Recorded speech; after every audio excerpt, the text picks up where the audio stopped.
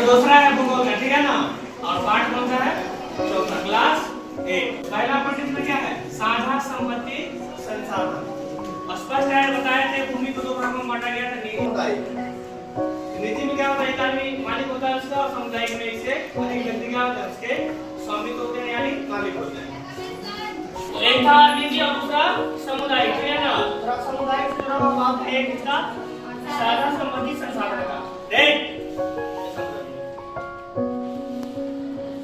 सामुदायिक भूमि समुदाय के स्वामित्व में होती है, मतलब क्या? एक से अधिक आदमी का क्या होता है? उसमें अधिकार होता है। और सामान्य रूप से इसका उपयोग है ना समुदाय से संबंधित व्यक्तियों के लिए किया जाता है। मतलब क्या? अगर सभी व्यक्तियों का सहमति होगा तभी उसके लिए काम किया जाएगा। अब ये नहीं बोलेगा एक आदमी पर्सनल यूज करूंगा, वो बात नहीं है। चारा के लिए, फलों के लिए, नट दिया और यानी जड़ी बूटी के लिए, है ना। क्या नट के दूसरा नाम औषधि हो गया दवाई, ठीक है। तो बूटियों को जमा करना इस सामुदायिक भूमि को क्या करता है? क्या बोला जाता है? साझा संपत्ति संसाधन कहा जाता है, ठीक है।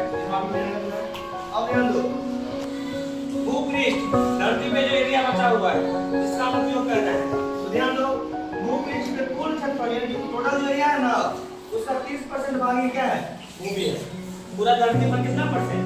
अगर मान लो पूरा धरती है ना, इसमें क्या है? 30% की क्या है? भूमि है। और 70-71% लगभग क्या है?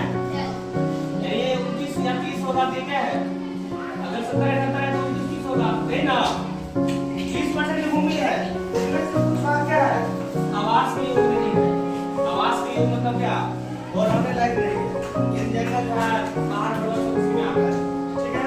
अब ध्यान दो, जनसंख्या और उनकी मांग सदैव बढ़ती है। जनसंख्या ही बढ़ती है, उनकी मांग भी बढ़ती है, लेकिन भूमि को क्या करना है? सीमित है। इसीलिए जनसंख्या के हिसाब से क्या करना चाहिए? रहना चाहिए किसी भी क्षेत्र का।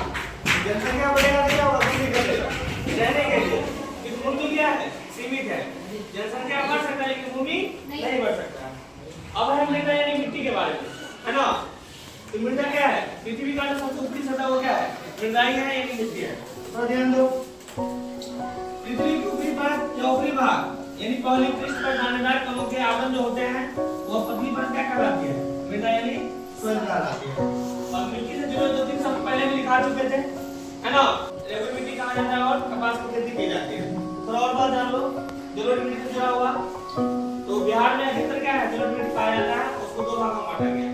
यानी जलोढ़ मिट्टी कितने प्रकार के होते हैं? दो प्रकार के, खादर और बांगर। तो ध्यान रखना, खादर बांगर याद करने का तरीका है, ठीक है। याद रखना बाबू खान, बाबू खान। तो बार से बांगर आप से पुराना, पुराने मिट्टी को क्या कहेंगे? और से नए, खा से खादर। नए मिट्टी को क्या रहेगा? तो खादर नए जलोढ़ को, अब बांगर पुराने जलोढ़ हो गया। जलोढ़ दो प्रकार। चलो आगे ध्यान दो। लाल मिट्टी का गठन किसके कारण होता है? फेरिक ऑक्साइड यानी आयरन ऑक्साइड के कारण। और जब तत्व का माप आता है तो जब पांचों कम से कम परमाणु संख्या जानना जरूरी है। जैसे मैग्नीज का परमाणु संख्या 25, फेरोसिटी लोहा का 26, कोबाल्ट का 27, निकेल का, कॉपर का 29 और जिंक का 30, ठीक है। और 3 है, इसका परमाणु संख्या कितना है? 50। इसको ऐसा संकेत दिया जाता है। और ये क्या है?